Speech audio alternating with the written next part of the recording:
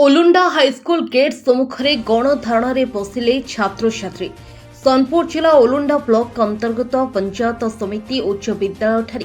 प्रधान शिक्षयित्री नलिनी कुंभारंकर विरोध में मुख्य गेट सम्मुखें छात्र छात्री अभिभावक माने धारण बसी जोरदार आंदोलन करथिले। दीर्घ दिन धरी स्कूल विभिन्न प्रकार अव्यवस्था लगी रही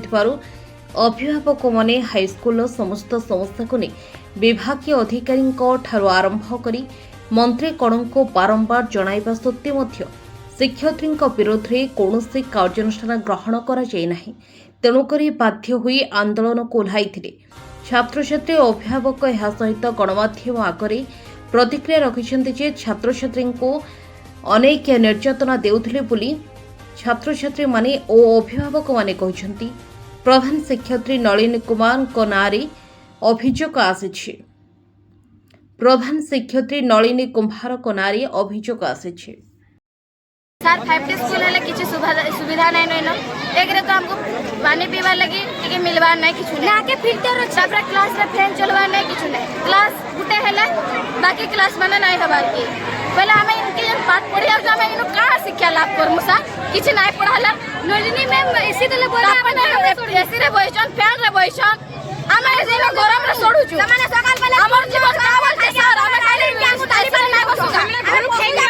और इनो योजना में राजनीति है जो बोली गिरी स्कूल रो काना सुविधा दरकार सब स्कूल रे खाना पीवा ठीक से दिया जाऊ पानी ठीक से दिया जाऊ सब हमर फैन भी ठीक करा बाथरूम रे पानी क्लास भी ठीक से हमार कथा क्लासरूम माने सब ठीक अछि नहीं ना बिल्कुल नहीं पढ़ना चलवा नहीं सर छात्र ने पानी गलु जे आज परदिन के अपर दिन हो जे अच्छा मूड फाटी जाय कि स्कूल ट्रीटमेंट करि के से घर के जाय ट्रीटमेंट करि जे सर क्लास टीम हिसाब रे होगी गुटा क्लास है बाकी क्लास नहीं हबार के खाली मेयर आज्ञा बोली गुटा ओजन से सब दिन इंग्लिश क्लास खाइबार बिल्कुल पड़ेगा मेयर मन और खाइबार को बाहर जैसा अरे प्राय छुआ को काचो भी बाहर जे गुटे छुआ काचो भी खाइतिली न बोली करी कहू जे सर और ढोला पुको भी बाहर जो लैट्रिन बाथरूम में पानी ही ना किसी समाधान करा ना जिबा बोले नलिनी मैम के सस्पेंड करा जाओ इटा हमर दाबी है नाटा बिल्कुल हमको बोले जेम दे दियो नाले नाल से एमलर भांजी बोली इनो दादागिरी देखे बा हंता राजनी नहीं जो से सकाल वाले घर पूर्ण 6 बजे खाई के आते रांगो इनो दाली पानी तुना तो जे के खाइबा हल्दी पानी दो दिन हल्दी पानी पी के हम घर ऊपर हम टिफिन धरि के आउ नांगो लाई लाबार कथा जे हम पशु जा करते स्कूल आसे हम आनी पस्ते हो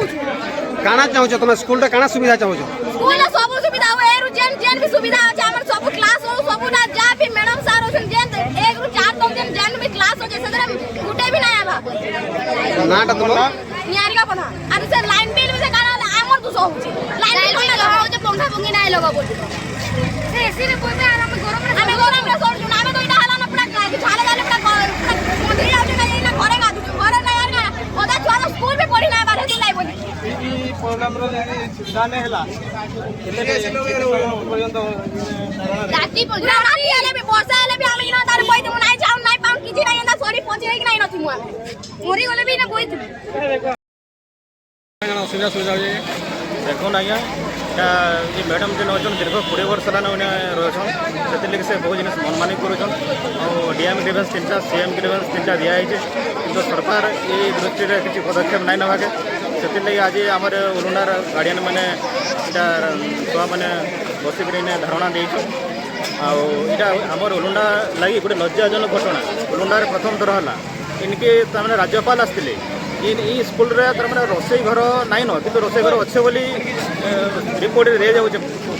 खेल पड़िया नाइन आ खेल पड़ियार भी अच्छे बोली रिपोर्ट जाऊे और यहाँ गोटे बहुत आम ओलुंडा अंचल गोटे लज्जार जिनिस जदि आगामी दिन में यार किसी समाधान ना हुए ओलुंडा पब्लिक राजरास्ता को ओह्लाबी